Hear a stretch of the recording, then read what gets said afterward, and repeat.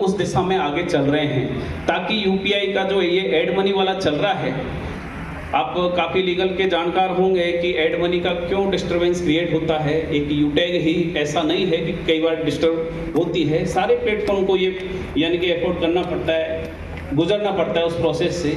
लेकिन एक्चुअल में होता क्या है कि कुछ कंप्लाइंस जो कंप्लीट करनी होती है अकॉर्डिंग टू जो ई कॉमर्स होता है, उसके इतर जाके कुछ ऐसी चीज़ें हैं जो डायरेक्ट सेलिंग के लिए यानी कि नहीं होती, तो उसके लिए भी कंपनियां जो भी मैनेजमेंट है उन लेवल पर काम हो रहा है। तो मैं कह सकता हूं कि आपका फ्यूचर, आप ये मान के चलिए कि 2025 या 25 के बाद का फ्यूचर इस डायरेक्ट सेलिंग के लिए गोल्डन टाइम होगा।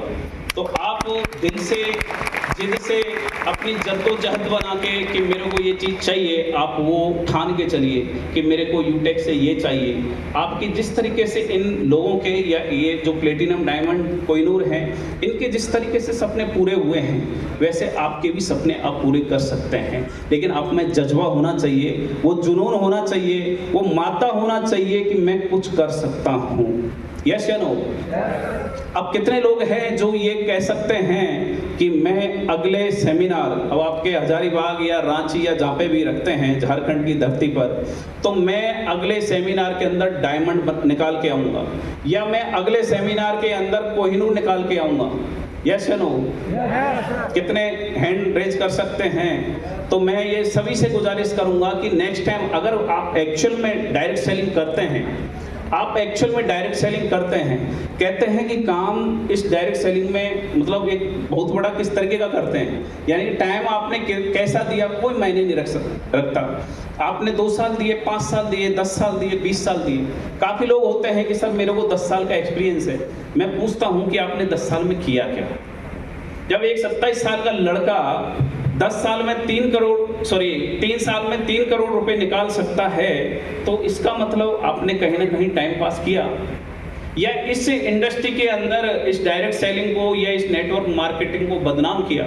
मैं ये मतलब कहने की बात नहीं है, ये चीज़ें अपने आप को अंदर से फील करना चाहिए कि एक्चुअल में डायरेक्ट सेलिंग कर रहा हूँ या टाइम पास कर रहा हूँ। तो हमें अगर इस डायरेक्ट सेलिंग के अंदर हैं तो इसकी खूबियों को भुनाते हुए अपने जीवन में उतारते हुए, आपने देखा होगा कि एक हेलो होता है, उसको डॉक्टर बनने में कितना टाइम लगता है? कोई है डॉक्टर लाइन से? कितने साल लगते हैं एक डॉक्टर को डॉक्टर बनने में? करीब यानी कि एक डॉक्टर तैयार होने में ओवरऑल मैं बात कर रहा हूँ 8 से 10 साल लगते हैं। एमबीबीएस करेंगे, एमडी करेंगे, बाद में कोई इंटर्नशिप वगैरह डॉक्टर के पास में जाके कोई यानी क्लिनिक खोलेंगे और उसके बाद जाके उनको लगता है कि मैं एक एस्टेब्लिश हो चुका हूँ। तो 10 साल लगते हैं एक डॉक्टर को एक्चुअल में डॉक्टर बनने के लिए।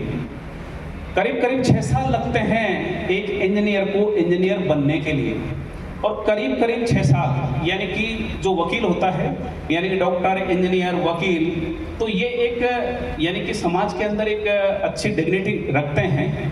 तो मैं ये कहता हूँ कि 6 साल से कम के अंदर एक वकील भी नहीं बन सकता, क्योंकि वो एलएलबी करेगा, बाद में क्लेट वगैरह, तो कई चीज़ें हैं, वो बाद में इंटर्नशिप करेगा। तो एक्चुअल वकील बनने के लिए 7 से 10, क्योंकि मैं उस लाइन से निकला हूँ, तो 7 से 10 साल चाहिए अगर वो एक ये कह सकते हैं कि मैं वेल एस्टेब्लिश हो चुका हूँ।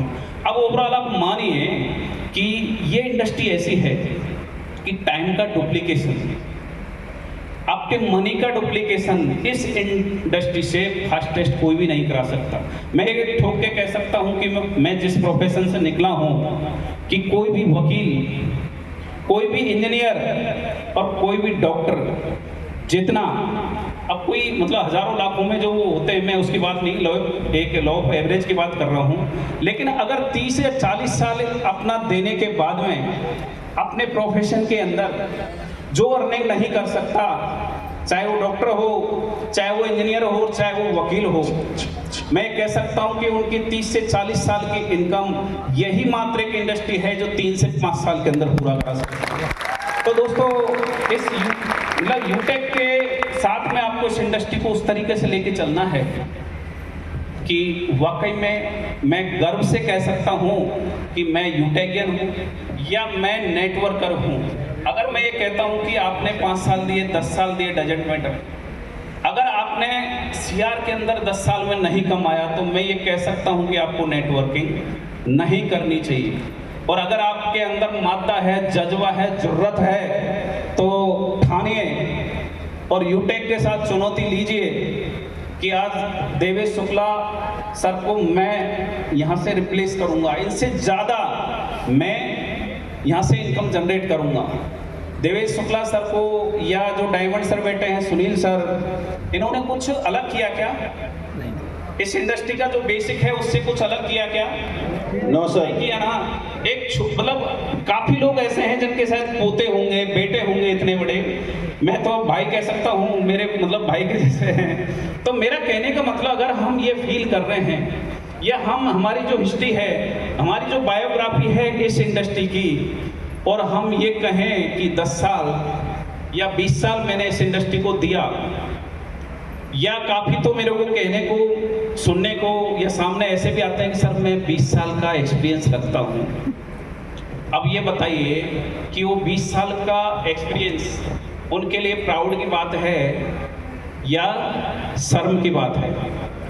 मैं किसी पे कमेंट्स नहीं कर रहा, माफ़ी चाहता हूँ अगर किसी को हर्ट हो, लेकिन एक्चुअल में नेटवर्किंग क्या होती है ये हमें 3 से 5 साल के अंदर करके दिखा देना चाहिए।